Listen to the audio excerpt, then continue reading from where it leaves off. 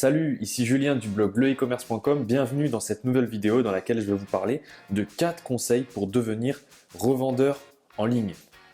Alors les deux premiers conseils vont être plutôt simplistes, assez connus, mais c'est tout simplement un rappel. Et les deux derniers, il y a quelques petites notions intéressantes qui, je pense, peuvent vous aider dans la quête pour devenir un bon revendeur en ligne. Avant d'aller plus loin, je vous ai mis plusieurs liens dans la description, dont notamment le plus important, c'est 20 thématiques rentables pour créer son e-commerce cette année. C'est un document PDF que vous pouvez télécharger gratuitement en devenant membre du groupe privé. Donc si ça vous intéresse, c'est dans la description. Donc on attaque tout de suite notre vidéo avec le premier conseil qui est de choisir ses marques. Alors c'est un concept, comme je vous le disais, plutôt simple, mais en réalité, les marques que vous allez choisir de distribuer vont avoir un impact sur votre chiffre d'affaires. Donc se positionner sur le choix des marques, donc soit des petites marques ou des grandes marques, en fonction de votre business plan, c'est très important. Donc c'est pour ça que c'est important d'abord de définir son business plan, savoir avec qui on va communiquer, chez qui on va se fournir, puisque les procédures pour se fournir chez un petit fabricant, si vous souhaitez promouvoir un petit fabricant, vont être complètement différentes des procédures avec les grands fabricants. Les marges vont être différentes, votre chiffre d'affaires va être différent. Donc ce premier conseil, c'est d'abord savoir comment est-ce que vous allez orienter votre e-commerce, quelle marque vous allez vendre, puisque ça va avoir de l'impact derrière sur les résultats que vous allez obtenir.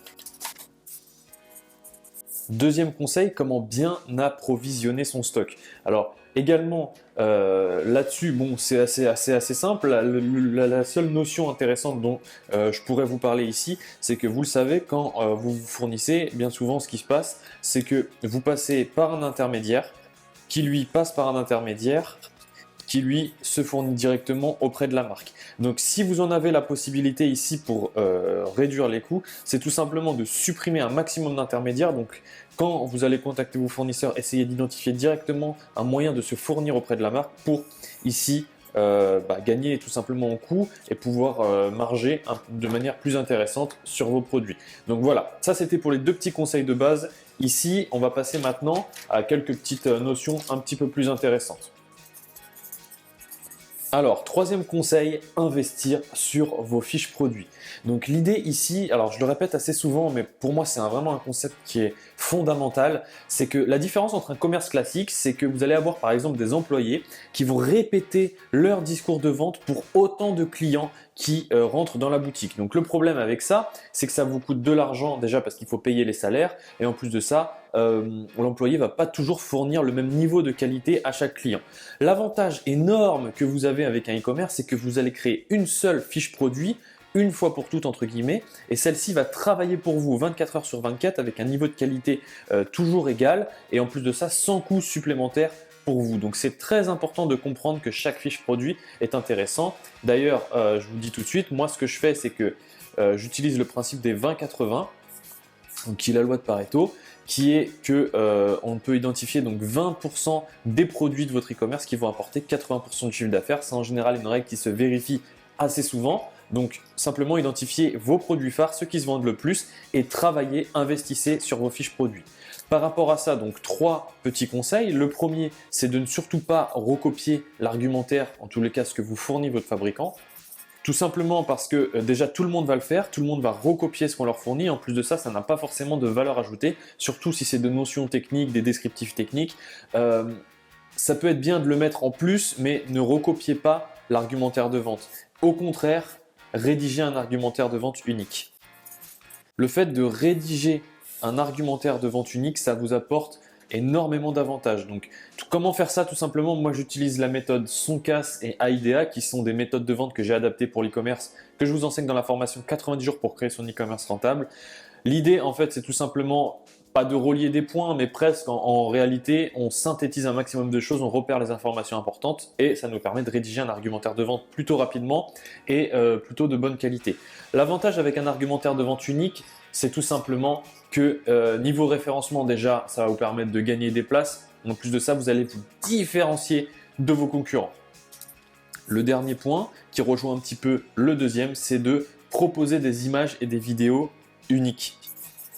Proposer des visuels uniques, encore une fois, pour se différencier, pour faire la différence avec vos concurrents.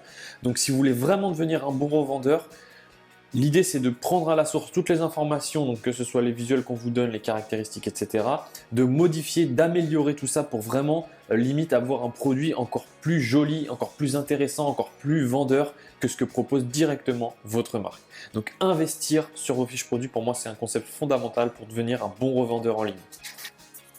Quatrième et dernier point de cette vidéo, bien sûr il y en a plus, mais je vous ai énuméré des points qui me semblaient importants, c'est de gérer correctement le SAV.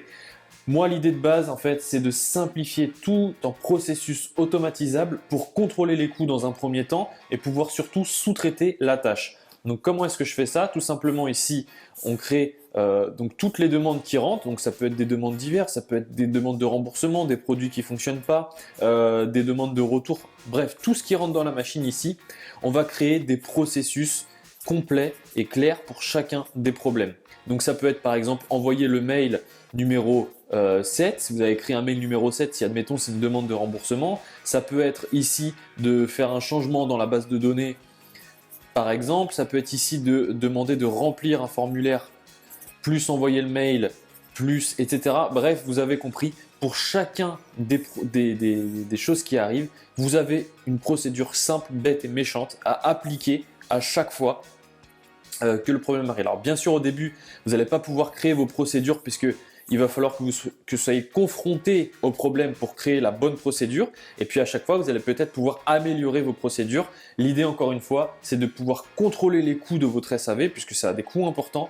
Et surtout, bah voilà, si un jour vous avez besoin de sous-traiter la tâche, vous avez la possibilité puisque tout et il y a des procédures pour absolument tous les problèmes et vous pouvez vous libérer du service après-vente. Voilà, c'est tout pour cette vidéo. Merci de m'avoir suivi encore une fois. Vous êtes de plus en plus nombreux sur la chaîne YouTube, ça me fait vraiment plaisir.